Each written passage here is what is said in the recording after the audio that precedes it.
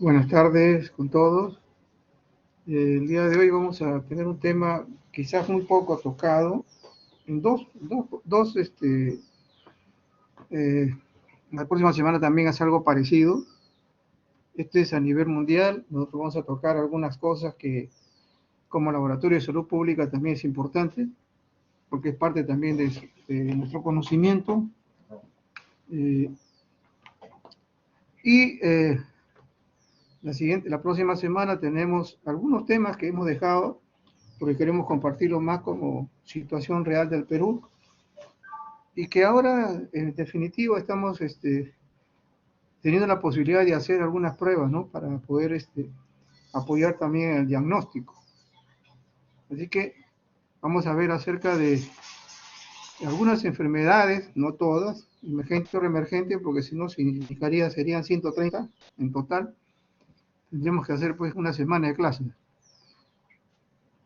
Pero aquí vamos a hacer un panorama y estoy dejando cosas que también ustedes puedan leer, puedan ustedes también coger alguna bibliografía que es importante, porque estos pacientes están llegando.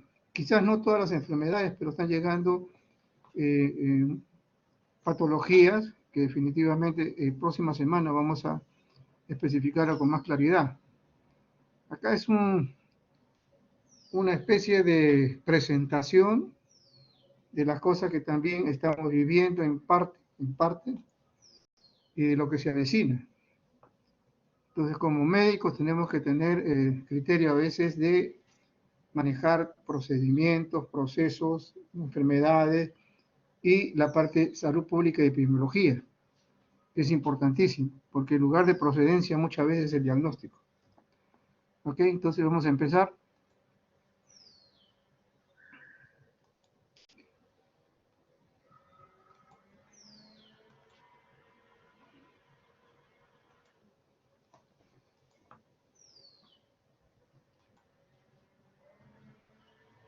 ¿Qué es lo que ha traído toda esta situación que estamos viviendo? Para conocimiento, el tema sobre el COVID-19 lo va a tocar la doctora, ¿no es cierto? La doctora Zulín. Yo solamente voy a dar una explicación de algunas patologías que se están viendo a nivel mundial y que también están llegando a nosotros.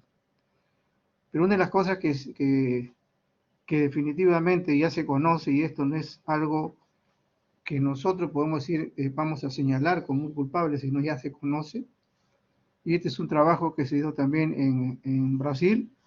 Ustedes ven ahí algunas palabras, ¿no? En portugués, y uno de los grandes problemas que estamos pasando nosotros es la zoonosis. Y acá, como siempre lo refiero a todos, es que si criamos animales hay que cuidarlos. Hay que hacerle sus controles, siempre les digo cada 3 meses, por lo mínimo, porque definitivamente una de las cosas últimas que en el reporte está saliendo es los animales que a veces están durmiendo con nosotros, ¿no? Y que definitivamente algunos de estos animales domésticos también están comprendidos en toda esta patología.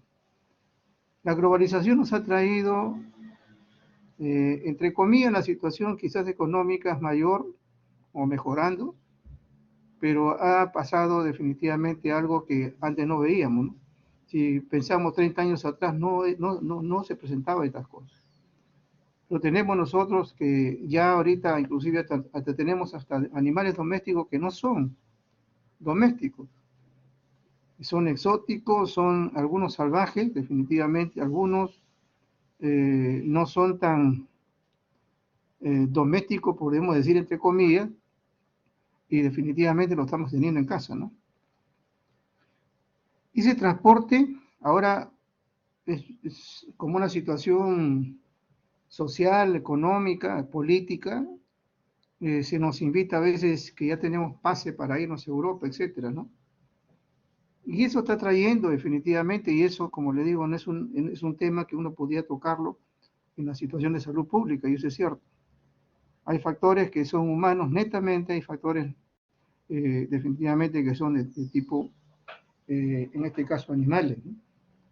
Entonces, estas situaciones que pueden ser migraciones tanto externas como internas, como los viajes, han traído el ingreso de mucha patología que antes no la teníamos. Y esto sumado con los cambios climáticos, situaciones a veces de salud, estamos viviendo ahorita una pandemia que hasta ahora esperamos que se solucione, ya son 2 años, ¿no? 2 años ya francamente, y definitivamente también es una situación que empezó de un animal. Usted, solamente para mostrarle, porque esto es importante que ustedes lo conozcan también, todos los encuentros que han habido, ¿no es cierto?, hasta el año 2018. Ahorita podemos decir hasta el 2020, ¿no? Solamente para que lo vean, no se olviden de que toda esta situación la estamos nosotros, y acá usted puede ver también que estamos incluidos, ¿no es cierto? ¿Para qué se habla acerca de enfermedades emergentes y reemergentes, ¿no? Están hablando de que son enfermedades nuevas, como la estamos viviendo, definitivamente es nueva, aunque la familia coronavirus es ya conocida, pero como parte teológica unitaria, sí es una situación de enfermedad nueva. Y definitivamente nos da un problema de salud pública donde el laboratorio tiene que estar presto, ¿no? Definitivamente ya no es posible que solamente un estamento, como en este caso el Instituto Nacional de Salud, sino también otros a nivel de nuestra patria ya debe estar siendo también importante para el diagnóstico del laboratorio. Y la reemergente porque definitivamente hay enfermedades que están resurgiendo, ¿no? Algunos están mencionando que erradicadas, ¿no? Y ya hemos tenido el año pasado la presencia por las migraciones de algunos casos de sarampión.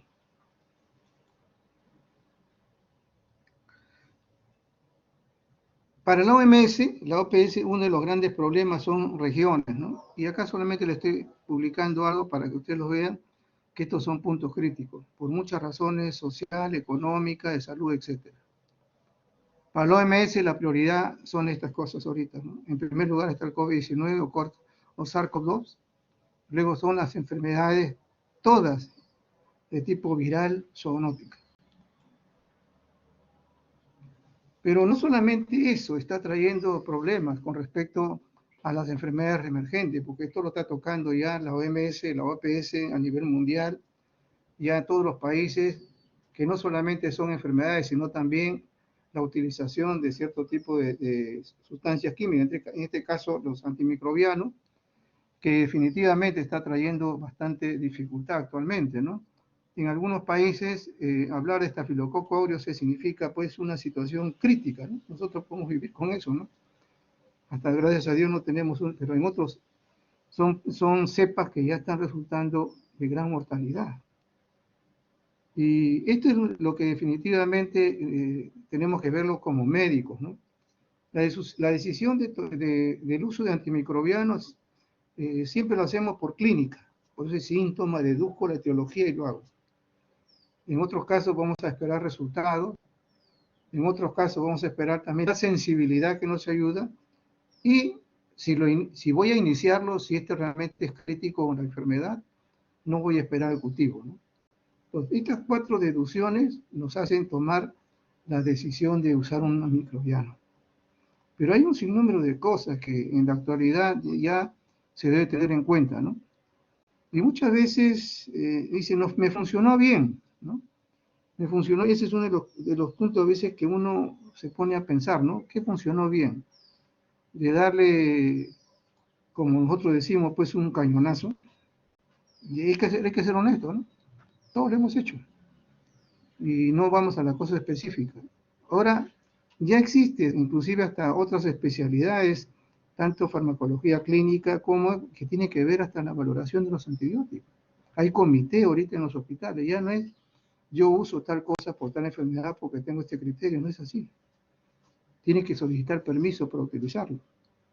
Hay que saber la distribución, la concentración, la unión, si estos antibióticos están unidos a proteínas, la velocidad de excreción y metabolismo. Hay interacciones farmacológicas que a veces nos gustan mucho, Hay inhibidores también de estas sustancias antimicrobianas. Hay una situación de defensa del huésped que impide que haya una buena aceptación. Hay una naturaleza y gravedad de enfermedad que muchas veces no responde a los antibióticos. Hay toxicidad, hay antecedentes de hipersensibilidad del paciente. Han habido reacciones graves con respecto a estos medicamentos que se están usando. ¿Qué costo hay? Y también conocer lo que es la absorción. Y un sinnúmero de elementos que ya se está trabajando y hay comités que lo usan para poder determinar qué antibiótico es más adecuado. Ahora, en laboratorio, ¿qué significa la utilización de ciertas cosas, no es cierto? Ahora, ¿por qué razón es todo esto que se está haciendo a nivel mundial? Esto ya tiene 10 años, cuando han comenzado a averiguar las cosas que están sucediendo y encuentran pues que hay prioridades críticas. Una de ellas es la pseudomonas, que hasta ahora es uno de los gérmenes críticos en los pacientes de UCI, definitivamente. Enterobacterias sí, que son productores, ¿no?, resistentes, se han encontrado mucho. Y el Acinetobacter, que también está apareciendo. Y son pacientes, ¿no?, que son complicados y que están teniendo esta consideración con estos gérmenes y que muchos de ellos son resistentes. Hay una prioridad elevada, Enterococcus, Staphylococcus aureus. Acá quizás en nosotros todavía hay, como digo, resistencia propiamente del huésped, ¿no? Pero en otros sitios definitivamente esto da una situación crítica. Pero ya está habiendo resistencia, ¿no? Y bueno, la meticilina ya hace tiempo que ya es resistente a la meticilina y muchas otras cosas. Y igual también con la vancomicina, que era otra línea de uso. Ha aparecido nuevamente también el Helicobacter pylori, que ustedes conocen, que también es un grande de los problemas a nivel gástrico, ¿no es cierto? Un factor de riesgo para el cáncer. Y no solamente la clorpromicina, el Campylobacter igual, la salmonella, la Neisseria, el neumococo, que ya definitivamente pasó a otra línea, el Haemophilus influenza, inclusive hasta si nosotros pudiéramos sacar de nuestra parte, veríamos que la resistencia es mucho más todavía. Ahora, acá no estamos hablando inclusive hasta de nuestro, sino a nivel general, mundial, pero el Escherichia coli ya es resistente en muchos de los aspectos, sobre todo en las patologías urinarias, que son multiresistentes.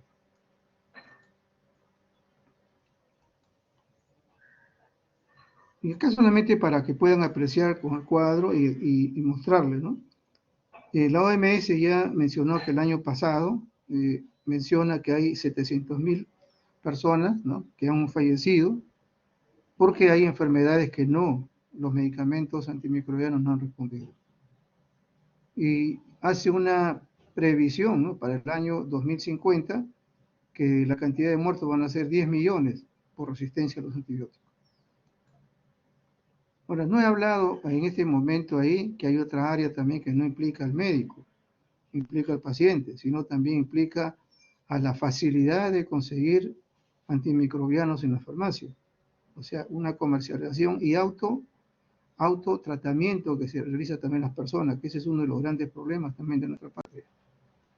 Otra de las cosas es que los animales que muchas veces consumimos, inclusive hasta animales de compañía, como mencionan acá, son tratados con antibióticos. Y esta es una de las cosas, o sea, vemos ahí inclusive hasta lo que podemos consumir, esto ya tiene componentes antibióticos. Entonces hay una resistencia también que es de traslado del animal hacia el ser humano. En algunas consideraciones también tienen con respecto a los vegetales, ¿eh?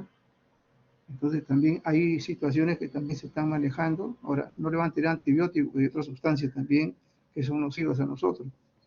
Pero ahí vemos nosotros que sí, es cierto. Y estamos haciendo un círculo nosotros en el cual la resistencia se está heredando, se puede decir, ¿no?, de una parte zoonótica. Y vean ustedes ya estos gérmenes que actualmente ya se están elevando, ¿no?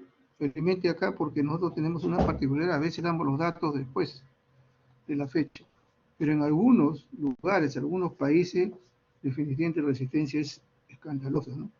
Y miren ustedes, ¿no?, prácticamente en Europa lo que están sucediendo. Generalmente, miren, porque ahí hay mucha prescripción, a pesar de eso, prescripción netamente médica. Okay. La resistencia ha sido reportada ya en 52 pacientes, en 52 países actualmente, ¿no? Y ya el 2019 se está hablando de casi 2 millones de resistencias.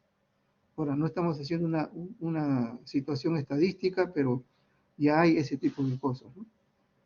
El asunto también, si uno va a la parte económica, interesante sería que lo hiciéramos acá, ¿no? Voy a decir un ejemplo nada más, ¿no? Cuando hicimos nosotros un trabajo hace años con respecto a la UCI para darle un diagnóstico inmediato, porque eran pacientes críticos y paciente intermedio, hicimos todo automatizado. Entonces, tendríamos que sacar eso a las 24 horas, salir un cultivo, a más tardar 36 horas, no 3 días. Entonces, eso ayudaba cuando hicimos más o menos un esquema, en ese tiempo, imagínense, era casi 1.000 soles diarios, un paciente de UCI. Sumado a lo que cuesta un antibiótico, ustedes, ahora no sé cuánto estará, pero honestamente no lo sé. Pero estaba hablando de años atrás, eran 1.000 soles diarios. Entonces uno se pone a pensar cuál es el costo de que ya no el antibiótico rutinario que hoy estoy utilizando, ahora estoy utilizando ese otro. Y pasó algo con la colistina hace varios años atrás, ¿no? Que ya la pseudomonas, ningún meropenem ni nada por el estilo, le hacía esto. Entonces tenían que hacer licitación para comprar cantidad de colistina. O sea, si uno se pone a pensar cuánto gastó ese paciente por el tratamiento y que a veces el desenlace fue fatal, ¿cuánto fue el costo? Y acá, por ejemplo, si uno dijera son 1.500 millones de dólares el costo de resistencia en un año específico, ¿cuánto hubiera costado esto para atender a muchos pacientes? Por el hecho nada más de la resistencia. Responsabilidad. O sea, ¿cómo trabajamos nosotros actualmente? Trabajamos pues para darle ese pie a lo que es la resistencia, ¿no es cierto?, a nivel tradicional, como estamos viendo acá en los discos de sensibilidad, en agar, o también trabajamos a nivel del MIC, y utilizamos pocillo de dilución. Este de acá es más barato, pero demora. Este es más caro, pero lo puedo sacar 2 días antes. Entonces, eso me ayuda al paciente, ayuda al tratamiento, ayuda a que la eficacia sea mejor, etcétera. Costo, todo lo que podemos decir, y eso estamos trabajando en la actualidad. Ojalá que esto pueda ser algo mucho más efectivo, ¿no? En todo sentido. Entonces, eso es lo que está pasando ahorita. Se hizo un trabajo, solamente cogimos un trabajo muy pequeño de un mes, ¿eh? En mi hospital, que todavía es pequeño, era como cerca de 400 urocultivos.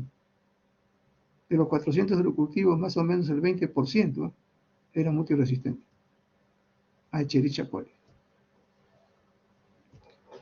Entonces son situaciones que ahora está siendo crítica para la OMS y está viendo ya estudios. El año pasado había una reunión multisectorial en esto a nivel mundial, y lo que realmente ellos están preocupados, ¿no? Porque una de las cosas que sí se sabe es que en la farmacopea o farmacología o las farmacias o los laboratorios de grandes, ¿no? No está haciendo investigaciones, han dejado de hacer investigaciones para nuevos antibióticos. Ojo, lo que también se está pensando es hacer otro tipo de, ¿no? Tipo molecular, ojalá que pueda llegarse también para que pueda ser mucho más efectivo, ¿no? Y esto. ¿Qué otra situación crítica también hay con cierto tipo de patología? Es la cándida. Y acá más o menos he hecho un esquema para que ustedes se den cuenta, y sobre todo tomando la cándida de tipo sistémica, ¿no? No la cándida rutinaria, localizada, pero que es importante. Está en la piel y en el tracto gastrointestinal.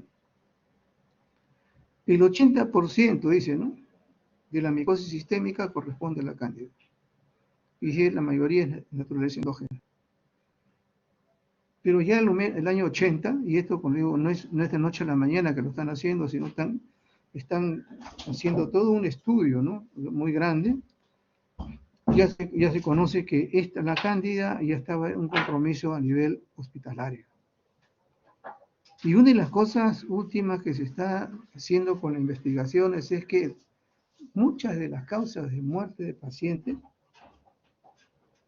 no es, por decirle, ¿no? Un ejemplo, no es una septicemia por pseudomonas, por decirle, ¿no? O cualquier otro germen. Lo que se está estudiando en la actualidad es que muchas de estas situaciones de muerte, inclusive hay estudios donde hablan de hasta de un 40% de causas de muerte a nivel mundial, no se deben a bacterias, se deben a la cándida. Como no le damos tanta importancia, o sea, y eso es lo que estamos ahorita haciendo, trabajo de investigación, para dar cuenta de que sí, esto está haciendo, o sea, por eso dice, es una mortalidad, como decir, ¿no? Oscura. Pero están haciendo esto, trabajo de investigación, ¿no? A nivel de otros países. Generalmente, el compromiso de la cándida siempre va a ser inmunocomprometido, ¿no? Y siempre va a participar la fungemia en este caso. Y los factores de riesgo, casi todo lo que conocemos nosotros, la UCI, ¿no es cierto? Cirugías, etcétera, etcétera, etcétera. Y algunas enfermedades también que son críticas también. Entonces, es importante que nosotros conozcamos todo eso, ¿no? Para nosotros sí es esto para hacer un probable diagnóstico primario, que es lo que significa la cándida.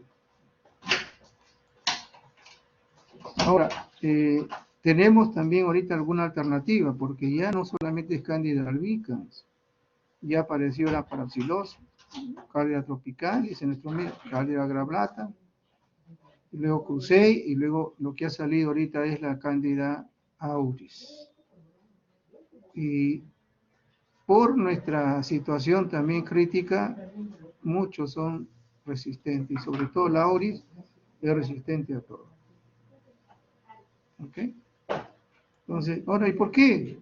Porque esto le está dando importancia, porque han comenzado a encontrar pacientes ya no solamente en un solo país. Ya desde 2018 había una resistencia a antimicóticos y en Estados Unidos encontraron 500 casos. Ahora, ¿cuál es el problema? Solamente le hacemos un visual y sospechamos. No puede haber un diagnóstico definitivo. Ahí viene el problema de esto. El diagnóstico se hace por espectrofotometría o biología molecular. Ese es el problema. Por eso que decimos es una cándida albicans, ¿no? Y al final no lo es. Pero está resistente, ¿no? Y ahora se dan cuenta de que definitivamente no lo es. Aquí hay algunos datos donde han encontrado, pero acá está el Perú, que es más o menos el año 2020, ¿no? En un hospital, que ya sabemos qué hospital ha sido, han habido reportado 3 casos, ¿no? De esta auris, y como se manifiesta de la resistencia y también de los riesgos, han sido pacientes que han tenido tuberculosis, algunos han tenido situaciones inmunológicas, etcétera, o uno de ellos fue posterior a una neumonía basal caulosa. Entonces ya tenemos nosotros también, igual que en otros países, casos de Candida auris. Y acá solamente para que vean cómo se ha multiplicado, ¿no es cierto? Y dónde están, múltiples reportes. No necesariamente esto va a significar, pues, los países pobres, ¿no? Sino es el uso muchas veces de los antibióticos o pacientes que han estado en situación crítica. Entonces, eso hay que verlo, porque esto es importante también en caso como parte clínica. El diagnóstico definitivamente es un poquito difícil, aunque podemos utilizar algunas técnicas utilizando de animales, pero se utiliza con la espectrometría de masas. Esto es lo que hace el diagnóstico de la Candida. Por eso es lo difícil, por eso que se confunde, por eso que pensamos que es una Candida albicans o una Candida tropicales, que ahora tenemos nosotros también. Eso sí es lo que frecuentemente se está viendo, es más la tropicales, ¿no? Pero puede confundirse, porque todavía no hacemos espectrometría de masa.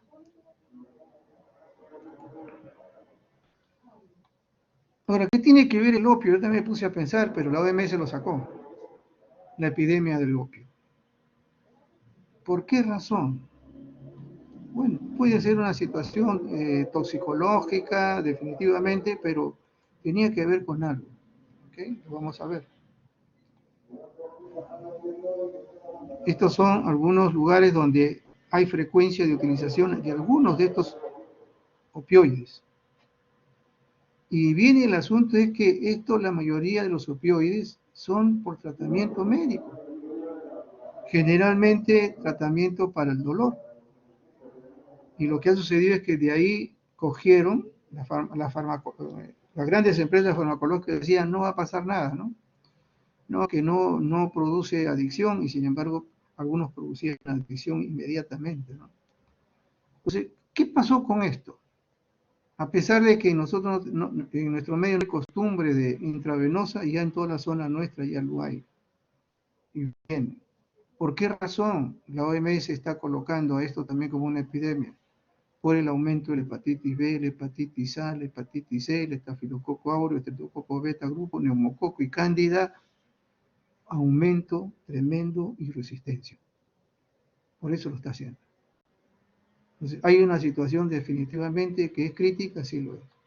En el Perú, nosotros disponemos de fenantilo, todos son opioides, morfina, tramadol, todo esto son opioides, que se utiliza también para eso. Aunque aquí es un poquito, ¿no? Por lo menos un poco, le digo, no sabría decirle si en 100%, pero hay normas en las cuales se prohíbe que se debe pedir esto si no es un médico especialista. Pero, entonces la situación de esto es por toda esta situación de manejo de aumento de estas enfermedades tanto virales como bacterianas y fúngicas que está sucediendo por esta situación de gran consumo. Y solamente mencionarle que toda la persona, y acá en nuestro medio, en nuestra América, pues tenemos un país que está al costado nuestro, ¿no es cierto? Ahí es. Y estos son los medicamentos que utilizan para el dolor, para relajarnos, etcétera, ¿no? La ventaja es que ya tenemos algo que nos ayude a nosotros a hacer el diagnóstico inmediato. Y son las conocidas pruebas rápidas. Ahora, y esto es lo que ustedes ven, todo esto de acá son los opiáceos, ¿no es cierto? Acá tenemos la morfina, heroína, opiáceos, fenantilo que se utiliza en nuestros medios, que todos son, por desgracia, estimulantes a una mayor adicción. Y la forma como se puede utilizar también el manejo del diagnóstico de estos pacientes utilizando pruebas rápidas en orina. Con esto se descubre definitivamente si son propensos a estos problemas de drogadicción. Ahora, felizmente, como les digo, nosotros tenemos muy poca estadística, por lo menos lo que conocemos por el nivel endovenoso, ¿no? La mayoría de estos pacientes son endovenosos. Pero la resistencia se está dando. Ahora, ¿qué tiene que ver con otros países? Muy simple. Nosotros viajamos mucho. En esta temporada que se abrió un poco el turismo afuera, si les contara la cantidad de gente que se ha ido al norte, entonces uno se pone a pensar, pues, ¿no? En algunos de ellos cogemos algo, pues. Y esa es nuestra realidad de la globalización. Entonces, vemos tres cosas ahí interesantes que están siendo críticas porque está formándose una situación epidémica. No es una cosa tan simple. No es cerrar la frontera. Definitivamente no se va a dar porque una de las cosas es el turismo. De allá vienen para acá, muchos. Así que eso, lo único que es, hay que saber, hay que mostrarles, hay que averiguar, hay que investigar y luego hay que hacer los exámenes correspondientes para tener dificultad. ¿Qué hay con esta variedad de cosas? Recuerden que estamos viviendo una etapa donde de zoonosis y son parte de eso. Esta es también la OMS menciona estas virosis que son frecuentísimas, todas son zoonóticas. No hay ninguna que no sea. La fiebre hemorrágica de Crimea del Congo, ustedes ven acá, este es el causante, es una garrapata. Y podemos nosotros tener acá también todo eso. ¿Y quién está dentro de la huésped, se puede decir, ¿no? Son animales que consumimos nosotros. Al final, el que interviene ahí es el hombre. como un sujeto intermediario por accidente, ¿no? No porque sea una cosa constante, ¿no? Entonces, es lo que está sucediendo. Estamos ingresando a una etapa, a un medio en la cual hay estos tipos de insectos, elementos, etcétera, nocivos. Y para que vean ustedes aquí, dónde está distribuido ahorita esto. Antes solamente pensaban que estaba en el Congo, ¿no? Ahora miren todo dónde está. Y esta zona es Europa, Oriente Medio. Entonces está progresando esta enfermedad. Más o menos la letalidad de esta enfermedad es 30%. Pensándolo en COVID es un poco mayor. Pero todavía está limitada en esa zona. Acá hay algunas situaciones de clínica, pero esto es lo que nos interesa. ¿Qué cosa hago yo? Una de las cosas, le digo aquí, es que nosotros en estas enfermedades casi tienen las mismas sintomatologías, y ese es uno de los grandes problemas. Hay que saber qué: salud pública, procedencia. ¿De dónde viene usted? Ah, del África. Muy bien. ¿Tiene algún animalito? Sí, tengo. Ganó, muy bien.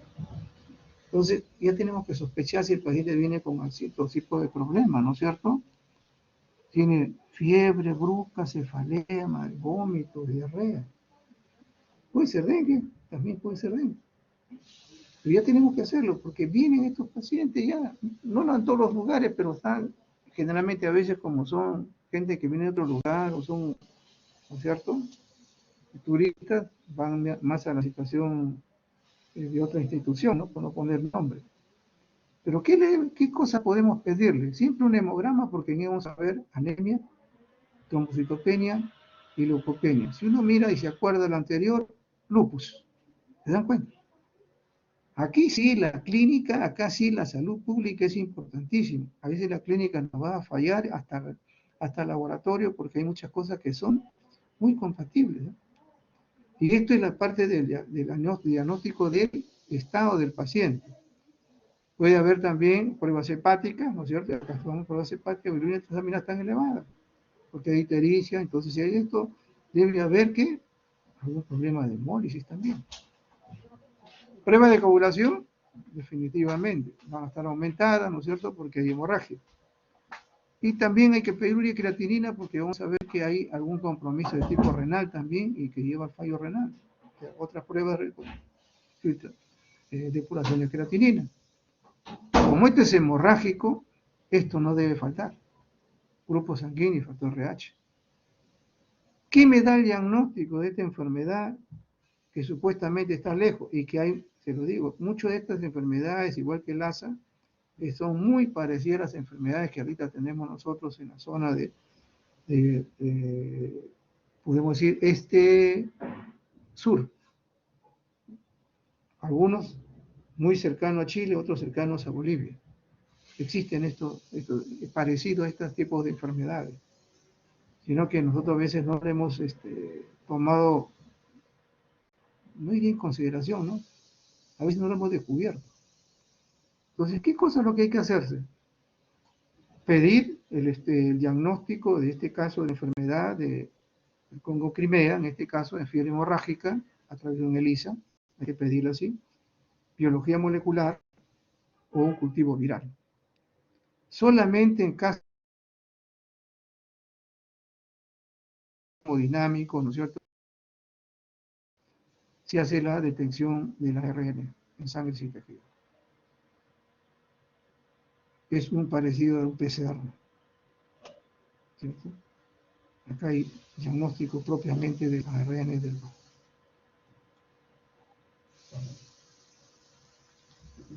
Esta es la famosa fiebre de Marburg. Y me llamaba la atención, te digo, ¿sabes por qué? Porque esta enfermedad primeramente apareció en Alemania, por eso es de Marburg, ¿no?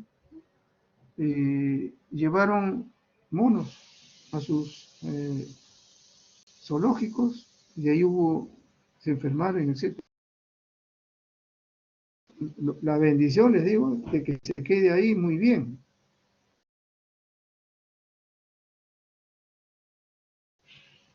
Llega hasta el 80% de mortalidad. no se ha extendido. A veces ahí despiertan por algunas zonas, ¿no? Pero no ha venido. Es la más grave de lo que estamos pasando actualmente. Y ahí la letalidad llega al 80%, igualmente en el Congo. Ahí deberían investigar bastante, ¿no? ¿Por qué en el Congo llevan dos de estas enfermedades sumamente? En el año 2004 se reportó un brote también en Angola, y así despierta a veces brotes por diferentes lugares en este caso del África, ¿no? Y en algunos lugares también que lo vamos a ver. Acá solo para que lo vean ustedes con tranquilidad, cuál es el proceso, ¿no?, de enfermedad. Este es un previo, ¿no? O sea, ¿quién está ahí definitivamente comprometido? Ustedes ven acá, igual que ahora, en el murciélago. Ya hay compromiso no solamente a nivel eh, a nivel orgánico propiamente dicho, ¿no? Esto sino todo nivel pulmonar y esto porque es hemorrágico. La transmisión se da por contacto directo de sangre, líquidos orgánicos, tejidos de personas infectadas, manipulación de animales salvajes, enfermos o muertos infectados, monos, murciélagos y fruteros. Ahora, toda la zona del Asia, a veces una de las cosas que me llamó la atención es, decían, allá en China se come murciélago. En todas las zonas de Asia se come murciélago. No es solamente ahí. Es de su costumbre. ¿Han comido monos? Entre comillas podemos decir en nuestro medio también no hay. Entonces, y estos estaban afectados con esos virus. El huésped natural es definitivamente el murciélago de la fruta. Y nosotros somos los que participamos a los lugares de cultivo, ¿no? Y ahí viene el asunto. Acá le estoy dejando esto porque es interesantísimo. Cuando esté en la primera fase, temprano, fase orgánica, etcétera, y convalescencia. Y acá hay algunas pruebas que se están utilizando. Acá siempre al inicio hagan las basales. Acá está hablando ya de biología molecular, sobre todo en la parte propia de la enfermedad, ¿no?, del proceso, pruebas antigénicas, utilizando también anticuerpos específicos IgG, IgM, etcétera, etcétera. En esta parte es importantísimo. Acá solamente podríamos utilizar las pruebas rápidas, que nos va a ayudar a nosotros a ver si es que ahí ese, ¿no?, ya bajó la M y la G persiste. Y acá vemos nosotros también los niveles que hay, hasta dónde, ¿no?, cómo corresponden las plaquetas bajas, leucocitos bajos, puede haber leucocitosis, ¿ok?, y también las enfermedades, en este caso pruebas hepáticas, ¿no? Pero lo vamos a ver acá ya resumido. En esta enfermedad de Marburgo, que también tenemos que ver de dónde viene, se dan cuenta, en zona de África, del Congo, puede ver también a Alemania, en la zona de Marburgo puede ser, pero ahí tenemos que darnos cuenta de que eso es salud pública. Hemograma, podemos ver leucopenia temprana y luego leucocitosis, como está ahí, neutrofilia, monocitos con eosinofilia moderada y trombocitopenia. Miren toda la situación que uno tiene que manejar, por eso en la parte de, como decir, caliente de la enfermedad, es donde vamos a ver todas estas manifestaciones. Las pruebas de coagulación van a estar prolongadas, el tiempo de protrombina. Hay disminución del factor 5, el factor 2, un déficit de fibrinogen. Y también se va a presentar esto. O sea, ya hay un compromiso endotelial, por eso que hay, en este caso, hemorragia, ¿no? Hay que pedir pruebas hepáticas. Hemos visto que urea creatinina por compromiso renal. Cuando hay una situación de gravedad en este paciente, aparece la proteinuria. Igual, van a necesitar sangre. ¿Cuál es el diagnóstico? Estos son los procesos del paciente. El diagnóstico. El del virus, eso significa cultivo viral. Esto también se va a observar, la inclusión eosinofílica en macrófagos. Se puede observar también eso, una particularidad de esta enfermedad. El ELISA, PCR de secreciones, y también igual la utilización específicamente de etiología utilizando IgG o IgM. Ese es el diagnóstico. Estos son el estado del paciente. Que nos ayuda en la clínica, sí, pero siempre lugar, procedencia, ¿no es cierto? Y manifestaciones que son muy parecidas podemos nosotros tener un diagnóstico. Marburgo, y este es el primo de Marburgo, el ébola, también llegó a Estados Unidos, pero de verdad parece que la transmisión no ha sido muy buena, ¿no? Porque si no, si fuera de hombre a hombre mayormente, estuviera regado. Porque mucha gente venía de Estados Unidos, viaja, conocemos muchas, ustedes mismos conocen gente, familiares, vecinos, a veces se van, regresan, estamos en eso, en ese trance, ¿no? Acá hay una variedad de ébolas, de acuerdo al sitio donde la han encontrado. Hasta el 2016 hay presencia de esta ébola, ¿no? Que significa de Zaire. Solamente mostré que también la transmisión son animales. ¿Okay? Todas las situaciones biológicas con el hombre que pasa ahí, es cazador, vive cerca, etcétera, o hace su touring a estos lugares, sucede. Y acá ven ustedes, más o menos son 20 días, y eso hay que también conocerlo, ¿no es cierto? Y luego viene toda la sintomatología, la parte clínica que ustedes conocen, deben conocer. Y una de las cosas es que esto llegó, ¿no es cierto? De aquí llegó hasta Estados Unidos. USA, llegó. Pero en España también encontraron, no fueron muchos, ¿no? ¿Por qué este COVID sí tiene eso? ¿Y por qué estas enfermedades que son más graves todavía, el Marburgo y el ébola, han permanecido prácticamente aisladas, ¿no? Y acá ven ustedes todo lo que significa la disfunción orgánica, ¿no? Con a nivel cefálico, hepático, toxinal, circulatorio. Interesante para poder manejarlo y tenerlo como presente esto, ¿no? Ahora, ¿qué debo pedir? Acá todo. Si ustedes se dan cuenta aquí, se parece a muchas enfermedades al comienzo, y ese es el problema. Pero esta enfermedad, una de las cosas que han visto luego de los exámenes, ¿no es cierto?, anatomopatológicos, es que el virus persiste en los testículos, en los ojos, en el sistema nervioso central. Por eso que da a veces ese tipo de problema de tipo neurológico o de demencia, ¿no es cierto? Esa situación. Si la paciente está en embarazo, el virus permanece en la placenta, en el líquido amniótico y también en el feto.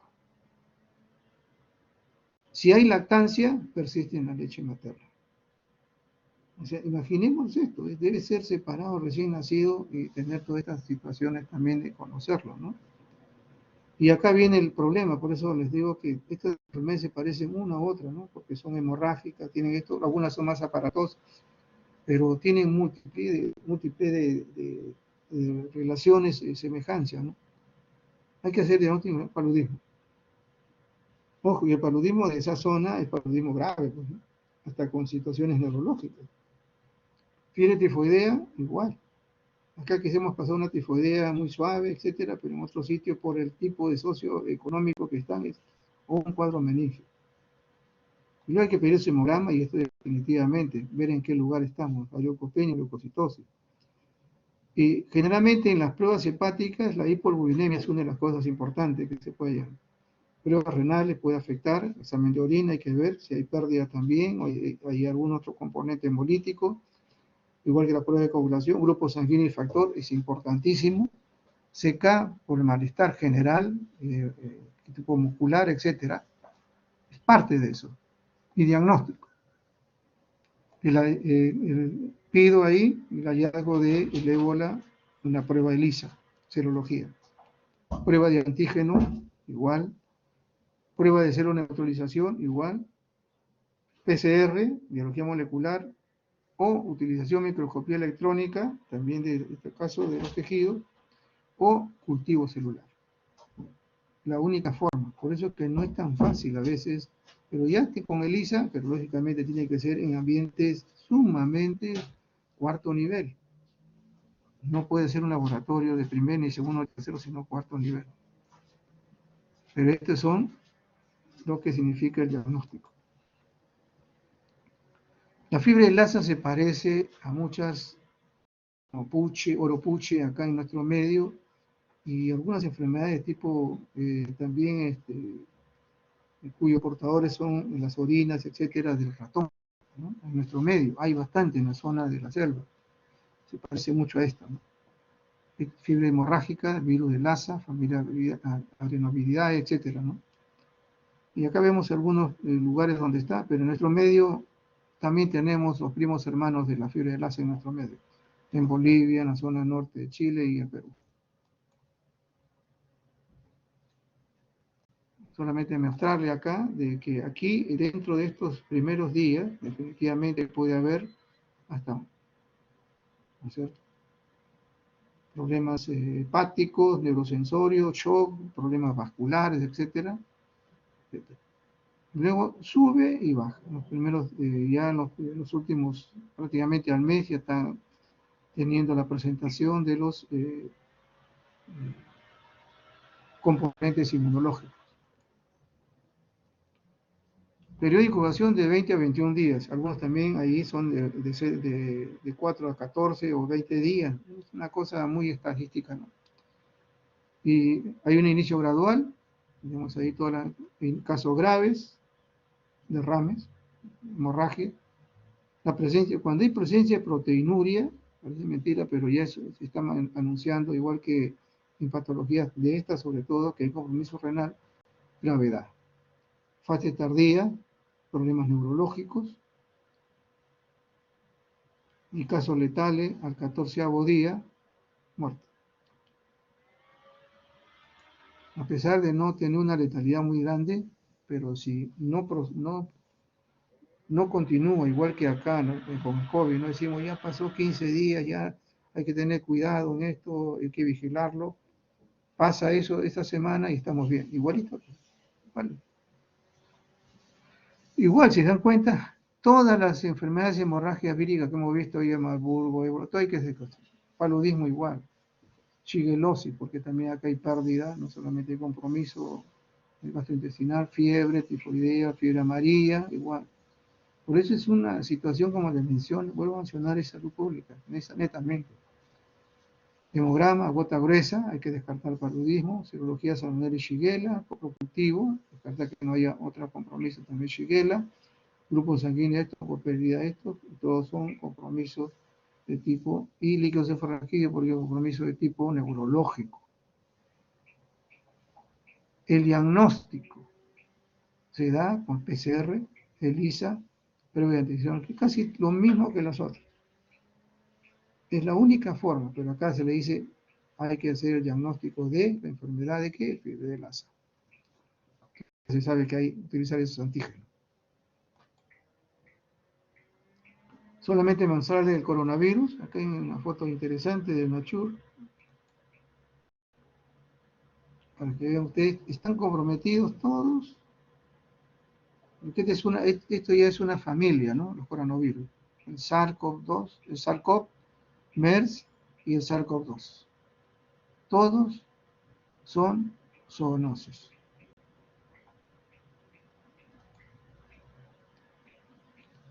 Esto de aquí también me llamó la atención. Leí hace bueno, el año pasado estaba mucho por esta pandemia y cogí una literatura brasileña, ¿no? Y lo que mencionaba este microbiólogo, virólogo brasileño era algo que hasta ahora se me ha grabado, ¿no? No entiende la forma como se presenta el SARS-CoV-2 o COVID-19. Porque tiene muy parecido a todos ellos, solamente hay una especie de radical pequeño, pero se hace como si fuera un montaje. Entonces aparecen estas series de tipos, subtipos a cada rato, porque hay una situación, dice, y este virólogo decía, no lo entiendo este virus, a pesar que tiene muchos años de trabajo en esto, ¿no? Entonces uno se pone a pensar, esta es una enfermedad respiratoria que no empezó en nosotros, ¿no? Está asociado, pues todos son familia, apareció en el Asia, en 2 lugares específicamente, tanto en China como en Vietnam. Ojo, en estos lugares se come también, ya les he dicho, todas estas más se comen murciélagos, por si acaso. Se propagó 29 países, 5 continentes. Llegó a Brasil y Colombia y ahí quedó. O sea, no se sabe, o sea, el asunto es eso, ¿no? Ahora, lo que está viendo es que sí está resurgiendo esto en reservorios animales. Aquí hay 3 animales que están considerados sospechosos para esta enfermedad primaria, la que apareció en estos primeros años, hace más de, casi podemos decir, hace 20 años atrás. Y este ha sido el gran problema. Lo dejamos de lado.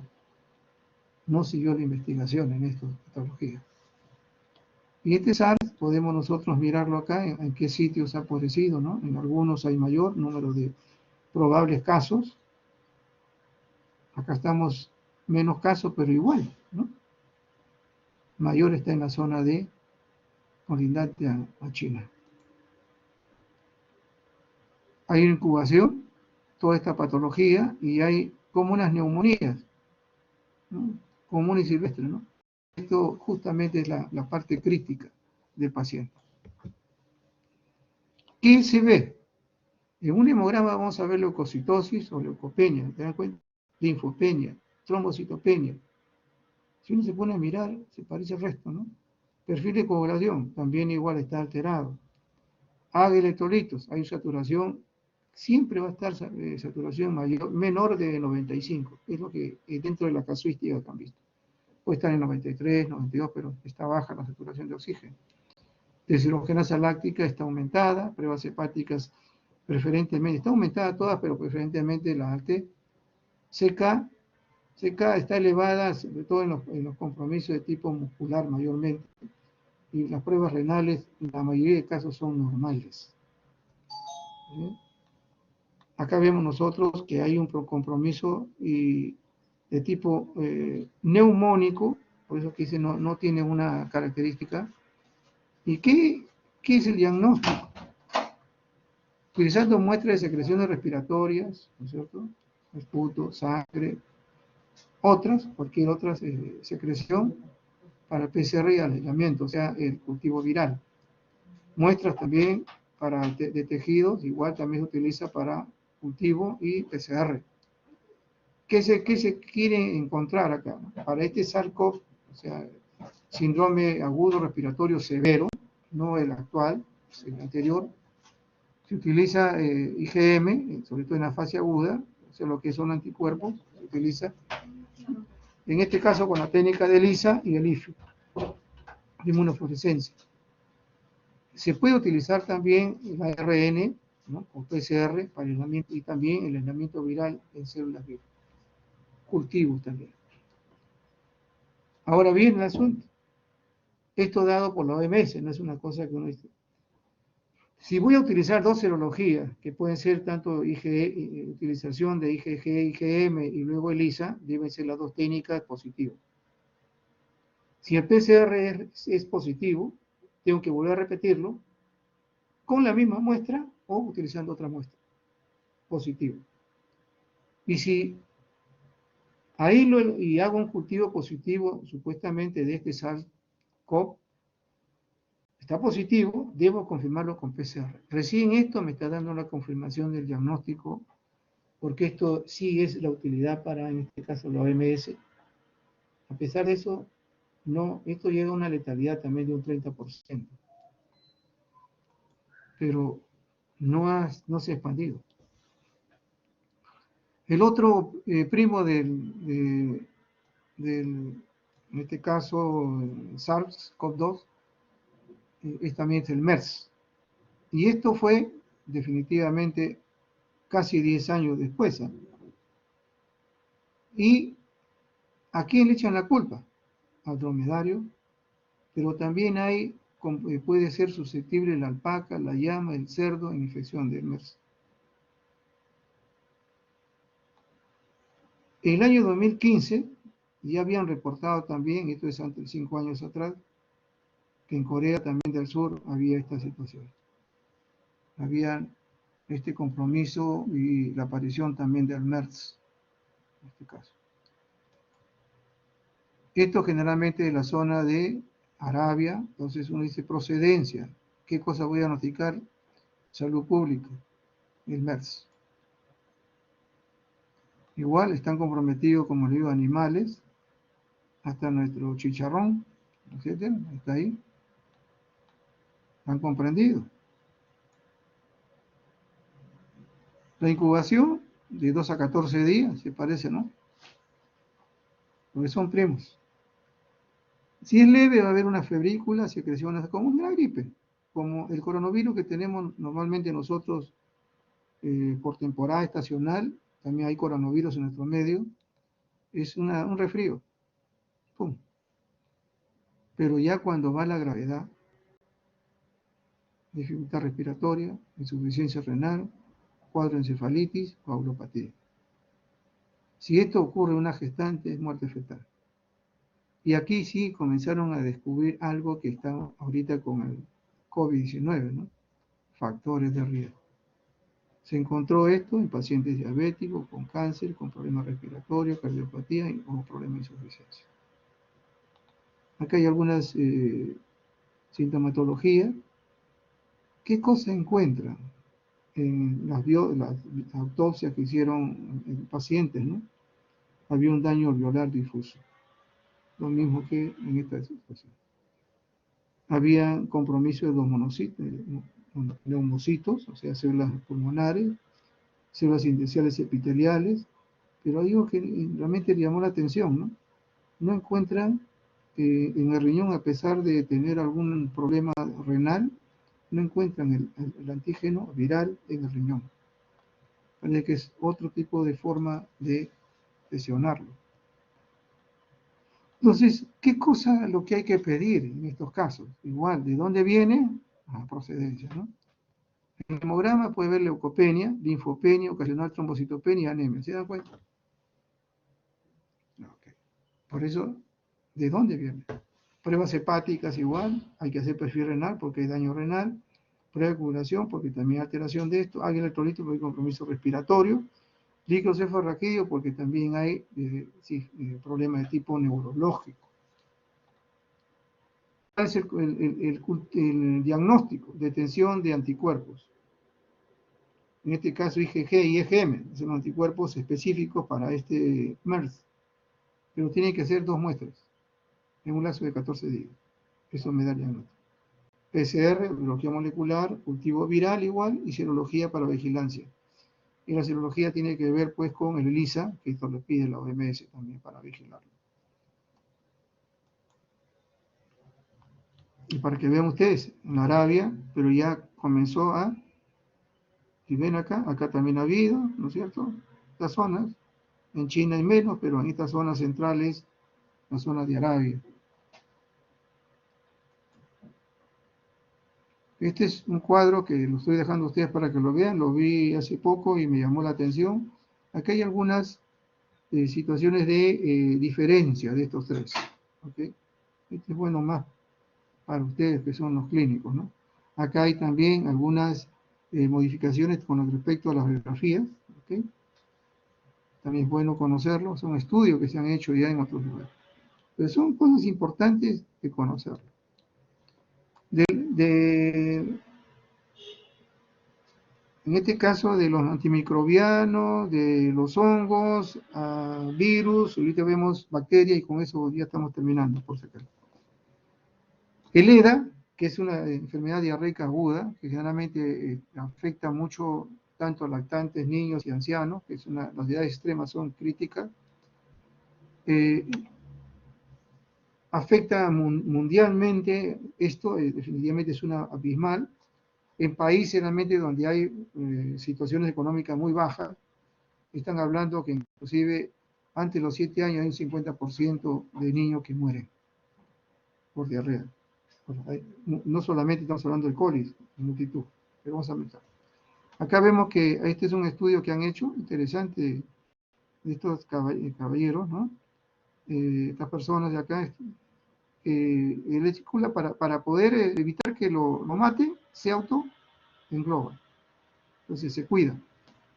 Lo mismo que hace la tuberculosis. Son cosas interesantes, ¿no? Miren acá, ¿cuántos son los números de episodios que han habido en el Perú? Acá en 2020, 297.210. Felizmente, No tenemos tanta casuística de muerte, pero sí se ve. Toda diarrea definitivamente sanguinolenta, tenemos que ver Shigella, Campylobacter, que es un E. coli. En este caso, de ese tipo. Esta enterobacteria es inocua, definitivamente, pero al producir esto, definitivamente contamina. ¿De qué se han dado los brotes? Felizmente también no tenemos una particularidad de comida, ¿no? Carne, leche, hortalizas, semillas germinadas. Y vean ustedes, menores de 5 años, la toxina, etc. Ahora, ¿cuál es la ventaja? Miren, acá en Canadá, Australia, acá en nuestro medio de América es Argentina, la que es endémica en este caso. Recuerden ustedes que les gusta mucho la carne. Y viene algo que acá quieren hacernos cambiar, ¿no? ¿Qué cosa dice? Término medio. O sea, ese término medio significa carne que no está bien frita, pues, y está con sangre. Entonces, por esa razón, la costumbre ha dado. Y acá en todos estos sitios se ve, ¿no? Argentina, Uruguay, Colombia, Venezuela. ¿Cómo que utiliza? Carne, término medio. Acá cuando me dicen algo así, fríemelo, aunque se ponga negro, pero lo frío, totalmente, ¿no? También se ha encontrado aquí, por si acaso, esta toxina se ha encontrado y hay trabajo de investigación ya en nuestro medio, no tan actualizado, pero lo hay y han encontrado esa positividad también en esto. Y la mayoría son carnes, pues, ¿no? Carnes mal cocinadas. Alguna situación de... ¿Cuál es el peligro de esto? Síndrome urémico hemolítico, insuficiencia renal, anemia hemolítica, trombocitopenia. Ese es el problema. El 10% dice que desarrollan mueren, el 3% de este 10% muere por esa complicación de tipo renal. También puede haber complicaciones neurológicas, ¿no? Hay convulsiones, ACV, etcétera, porque provoca trombo. Entonces, hay esa situación también importante. Esto ha aumentado por esa situación de cambiar forma de la dieta, forma de comer, forma de esto se está cambiando y en nuestro medio no hay. También están sucediendo acá lo mismo. Ahora, ojalá que esto no pase pues a una situación crítica como otros países, ya lo están dentro de nuestra América y a nivel mundial. Por eso este es crítico para la OMS. ¿Qué se pide? Definitivamente se pide para el diagnóstico de frente coprocutivo, porque ahí vamos a hallar a la Escherichia coli, antisuero, prueba de coagulación, TB9S, porque es hemorragia, pruebas renales, pues beso renal, el electrodito porque hay pérdida, ¿no es cierto? Hay pérdidas de agua, el hemograma porque hay leucocitosis, etcétera, reticulocitos y esto para observar nosotros que hay una situación hemolítica, que también lo vemos en un hemograma, y podemos utilizar también el PCR para eso. Hay medios para poder hacer el diagnóstico y terminamos. Esta es solamente una mirada, ¿no? Porque lo vamos a revisar con la cuestión del Perú.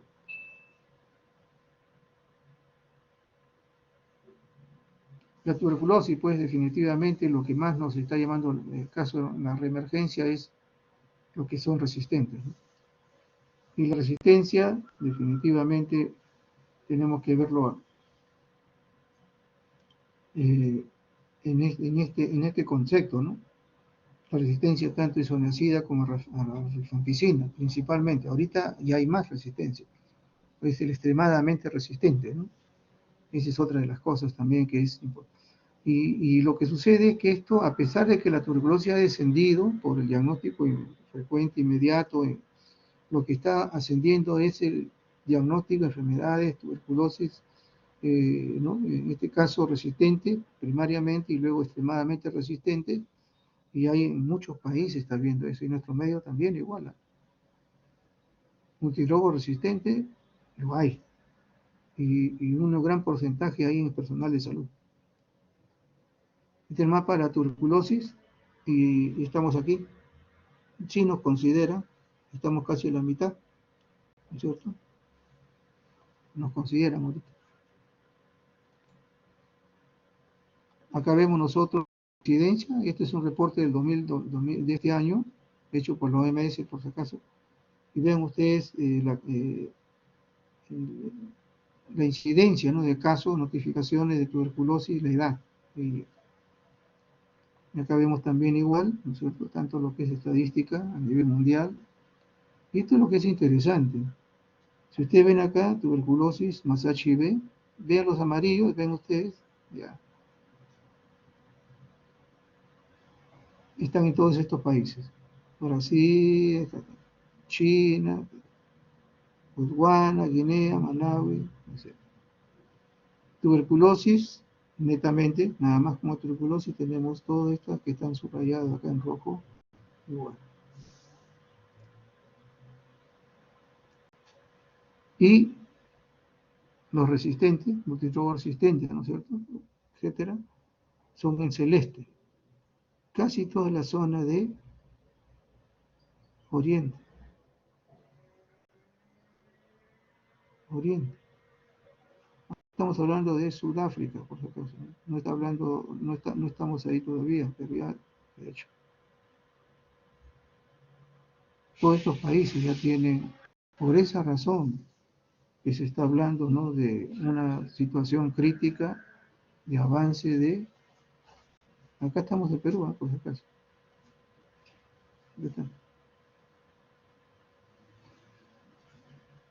Y interesante sería que ustedes conocieran la estadística de ella.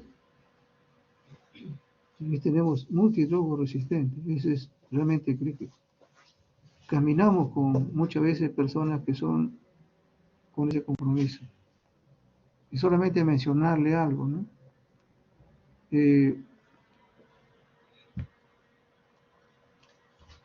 ¿Por qué hay ese rebrote de todo esto? Una de las cosas que antes se hacía, se lo digo porque nosotros hemos trabajado muchos años en todo lo que era el programa, era que había un buen control desde el ministerio. Había una dirección de programa de tuberculosis, teníamos reuniones, al año teníamos 2 o 3 reuniones y una era incrementar todo lo que significa la vigilancia. Había seguimiento de los programas, tremendo. Inclusive había provisión si había faltar alguna cosa, etc. Se iba a buscar a las personas que estaban con tuberculosis, había un seguimiento tremendo de esto. Y no teníamos ningún caso todavía de eso. Esto apareció después. La resistencia, ¿sí?, ha comenzado a fluir cuando comenzaron a definitivamente a haber cambios. Y eso está en los reportes. Ya no hay dirección de tuberculosis, de programa, está incluida en todo. Y hay definitivamente situaciones como esta, hasta la metacenia, que tenían direcciones específicas para poder hacer la guía. Ahora, ya estamos a nivel mundial y ese es el reporte del 2021, por si acaso, de la OMS. Estamos ya incluidos nosotros en el panorama de multidrogo resistente. Ahora, de extremadamente resistente también. Entonces, esa es una de las cosas realmente que llaman la atención y que la próxima semana que estemos revisando ya la casuística del Perú vamos a ver esto. Por eso no le estoy hablando de acá de lo que es la parte del diagnóstico, ¿no?, que ya lo conocemos bien. Pero esto es importante. Son datos últimos. Bueno, nos hemos pasado un poquito. Les agradezco y voy a subir la exposición dentro de un rato. Ok. Buenas tardes. No sé si habrá alguna pregunta. No sé. Gracias. Muy bien. Muy bien.